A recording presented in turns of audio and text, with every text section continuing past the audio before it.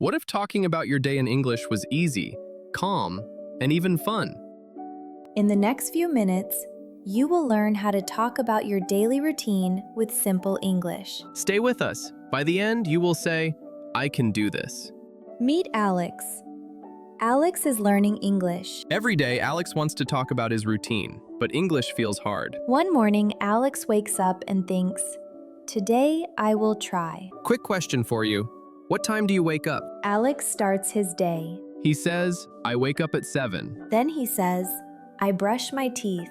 Simple words, but saying them feels scary. Alex stops and asks himself, "Am I saying it right?" Say it with us. I wake up. Again, I wake up. Alex keeps going. I eat breakfast. I go to work. Something changes. Alex feels calm. The words feel friendly now. Guess what happens next? Alex talks about his evening. In the evening, I eat dinner. I watch TV. I relax. At night, I go to bed. For the first time, Alex talks about his full day in English. Not perfect, but real and proud. Alex thinks, "My life is simple. My English can be simple too."